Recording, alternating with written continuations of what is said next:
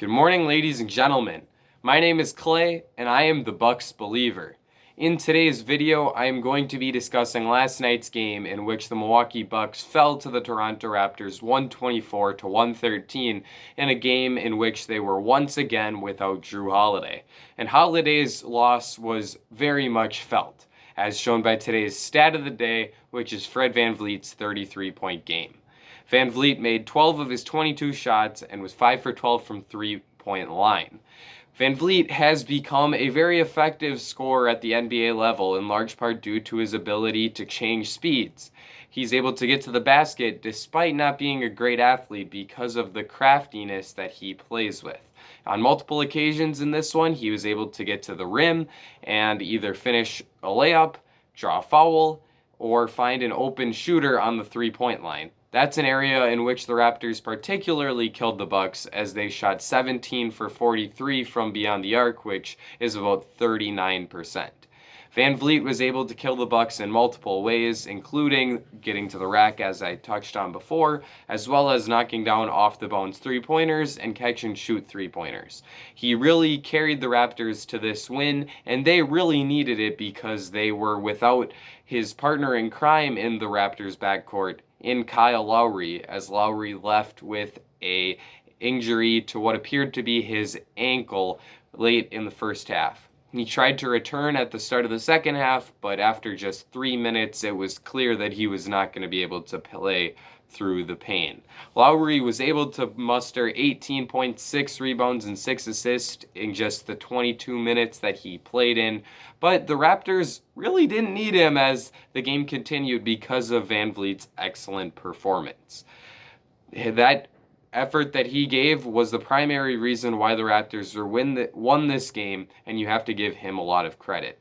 On the Bucks end of the floor, however, there was certainly one promising development, and that was the first half that Pat Connaughton was able to provide for them off the bench. Pat had 18 points in the first half and would finish with 20 on 8 for 15 shooting and 4 for 10 from beyond the three-point line. In that first half, he got super hot from beyond the arc and knocked down some pretty difficult shots. The Raptors then were forced to close out on him in order to force him to put the ball on the ground, and he was able to get to the basket and had a few nice finishes at the rim. He also caught the ball in the dunker spot on a few occasions and was able to finish in that way as well, getting an assist for Giannis or Dante DiVincenzo. Connaughton has been a streaky player who has received a lot of criticism so far this season, and that hasn't been the wrong way of going about it. Connaughton does make some bad decisions, and in the second half of this game, when he was starting to go a bit cold from beyond the arc, there were a few times where you would wish that he had just kept the ball moving. However, there is the saying that you miss 100% of the shots that you don't take, and Pat was open on a lot of those looks, so I certainly cannot blame him for trying to knock down the shot. Connaughton has also been pretty good from beyond the arc, and that has been something that Bucks fans have overlooked a little bit because of the mistakes he makes at times on both ends of the court.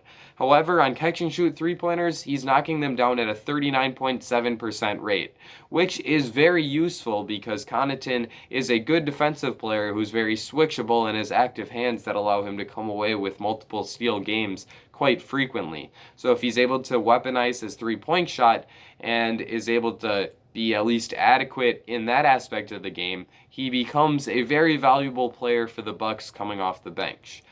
Coach Mike Budenholzer closed out the game with him for a reason. He has a lot of trust in Pat. And while that isn't always trust that Bucks fans love, it's certainly earned because of nights like this where Pat is able to hit shots. He is a good defender, and he deserves credit for that. Speaking of Bucks bench players, Bobby Portis also had a nice game in this one, scoring 16 points on 7 for 11 shooting. Portis is someone who, if not for Jordan Clarkson's absolute explosion off the bench for the Utah Jazz so far this season, would really be a front runner for the 6th Man of the Year award. And speaking of players who are in contention for the Sixth Man of the Year, Chris Boucher was pretty outstanding for the Raptors off the bench tonight. He had 14 points and 6 rebounds and made 4 of his 7 three-point attempts. He really killed the Bucks with those shots, as many of them came in key situations where the Bucks really needed a stop, and he was able to knock down a kick-out, catch-and-shoot look from Fred VanVleet at least one time in the fourth quarter that really hurt the Bucks and felt like a dagger. Boucher also was super impactful defensively, where he came away with 5 blocks. He's become one of the better shot blockers and rim protectors in today's NBA, and he made life really difficult for Giannis Antetokounmpo in this game. However, even though life was difficult for Giannis, as I said, he still was terrific. He came away with a double-double and was just 2 assists shy of a triple-double, as he scored 34 points, grabbed 10 rebounds, and had 8 assists on 11 for 20 shooting. He also was able to take advantage of the Raptors' aggressive defense by attacking the wall, inviting the contact, and getting to the free throw line, as he shot 14 shots from the stripe and made 10 of those. Giannis also had a big game defensively, in which he had 5 steals and 2 blocks, exhibiting the reason why he won the Defensive Player of the Year award last season.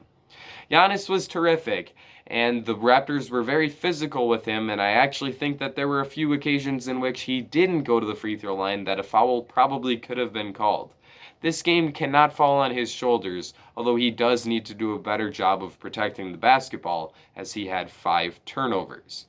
He also did a great job on a matchup defensively, as he shut down Pascal Siakam. Siakam still had 23 points, but he was very inefficient scoring the basketball, as he made just 8 of his 23 shot attempts, and that's in large part due to the effort Giannis had on him defensively. Siakam did also have 6 assists and grabbed 13 boards, so he was influencing the game in other ways for Toronto, and a few of those assists were key kick-out passes that led to huge three-pointers for the Raptors. But overall, Siakam wasn't super impressive to me, and I think that there are certainly areas of his game in which he still needs to improve in order to truly be an all-NBA caliber player like he was last season. Chris Middleton really struggled in this game. OG Anunoby came back from his calf injury in this one, and it was his first time playing in, I believe, over a month. He did an outstanding job on Chris and limited him to just 11 points on 4 for 8 shooting. Cash also turned the ball over 5 times, which is a bit uncharacteristic for him, as usually he's capable of taking care of the ball pretty well. That's kind of true for the entire Bucks team, as they had 17 turnovers in this game, led by Giannis and Chris with 5 apiece.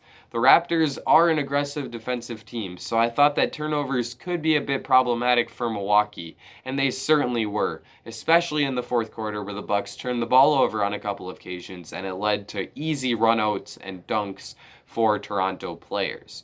In the second half of this I guess not back-to-back because there's a day off in between, but of this game set against the Raptors, taking care of the basketball is imperative for the Bucks on Thursday night. They also need to limit the three-point shooting, as if the Raptors shoot 39% once again, I think it's going to be difficult for the Bucks to win. Finally, the status of Kyle Lowry is something to keep your eye on. If he's not able to go on Thursday, that definitely improves the Bucks' chances of winning, as he is certainly one of the most important players for this Toronto team. Overall, the Bucks lost this game because they turned the ball over a lot, gave up too many open looks from 3, and just flat out couldn't execute down the stretch on the offensive end. They're going to need to improve in those areas if they want to win on Thursday. However, as the Bucks believer, I'm required to say that I think that they will turn it around, and I'm willing to bet that they will snap this now 4-game losing streak on Thursday. I think that I've covered everything that I wanted to cover. If you enjoy everything Bucks, then this is the place for you. Leave a like and subscribe. Let me know in the comment section down below what you thought of this game. I think that's going to be it for me. Ladies and gentlemen, I will see you all again very soon.